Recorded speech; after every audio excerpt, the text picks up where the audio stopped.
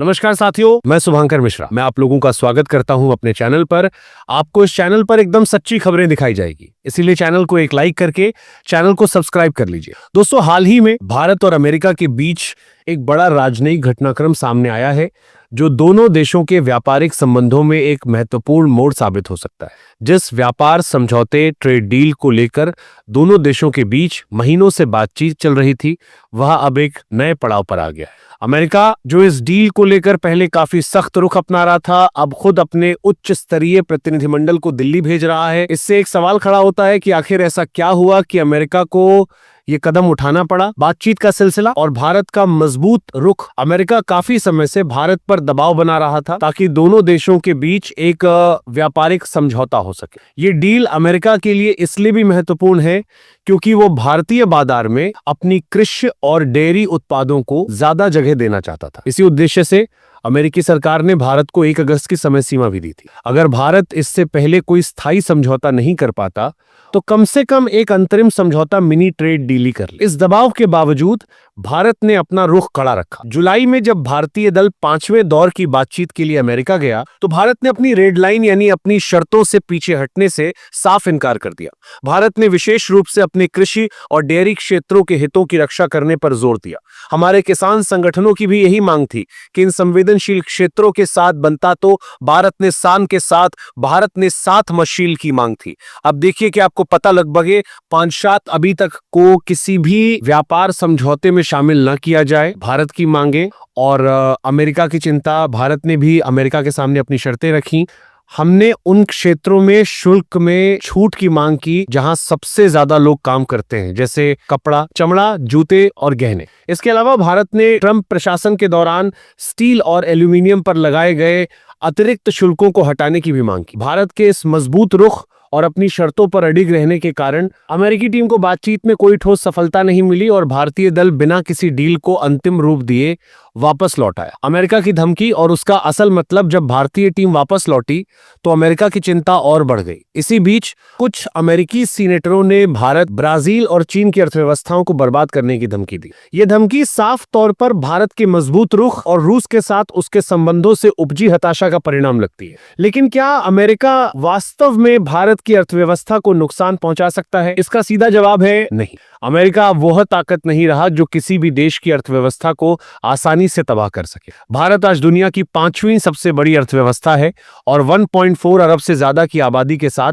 सबसे बड़ा उपभोक्ता बाजार भी है। आईटी, फार्मा और अंतरिक्ष जैसे क्षेत्रों में भारत की बढ़ती ताकत अमेरिका को भी भारत की जरूरत का एहसास कराती है। चीन के बढ़ते प्रभाव को कम करने और इंडो पैसिफिक क्षेत्र में स्थिरता बनाए रखने के लिए अमेरिका को भारत के साथ मजबूत संबंध रखने होंगे। इसलिए अमेरिकी सीनेटरों की धमकी को राजनीतिक ड्रामा ज्यादा माना जा रहा है। इसका सबसे बड़ा सबूत यह है कि धमकी देने के कुछ समय बाद ही उन्होंने घोषणा कर दी कि उनका एक उच्च स्तरीय प्रतिनिधिमंडल जल्द ही भारत आएगा। ये साफ दर्शाता है कि अमेरिका को भारत के साथ डील की उतनी ही जरूरत है जितनी भारत को अमेरिका के साथ व्यापार की। भविष्य की दिशा अब देखना यह है कि जब अमेरिकी प्रतिनिधिमंडल दिल्ली आएगा तो बातचीत किस दिशा में आगे बढ़ती है। यह दौरा इस बात का संकेत है कि अमेरिका अपनी शर्तों पर अड़ने की बजाय बातचीत के लिए तैयार है।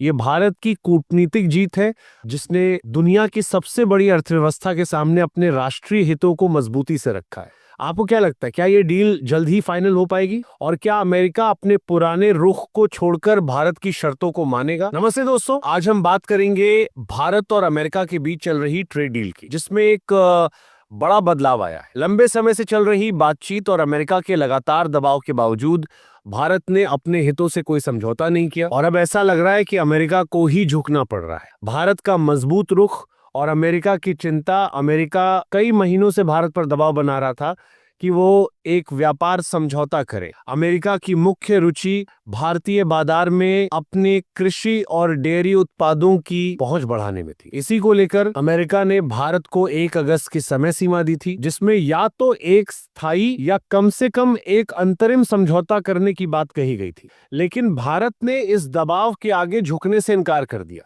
जब भारतीय टीम 5वें दौर की बातचीत के लिए अमेरिका गई तो उन्होंने अपनी रेड लाइन को मजबूती मजबूती से रखा। भारत ने अपने किसानों और डेयरी सेक्टर के हितों की रक्षा को प्राथमिकता दी और इस बात पर अड़ा रहा कि इन क्षेत्रों को किसी भी समझौते में शामिल नहीं किया जाएगा। भारत ने भी अपनी मांगें रखी।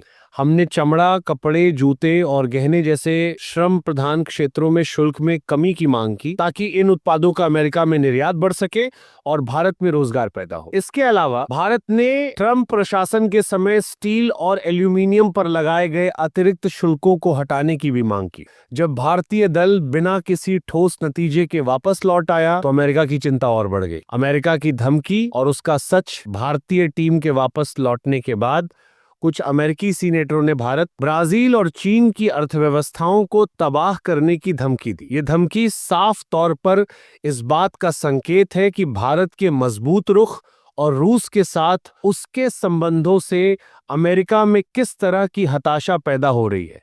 लेकिन क्या अमेरिका सच में भारत की अर्थव्यवस्था को नुकसान पहुंचा सकता है? इसका सीधा जवाब है नहीं।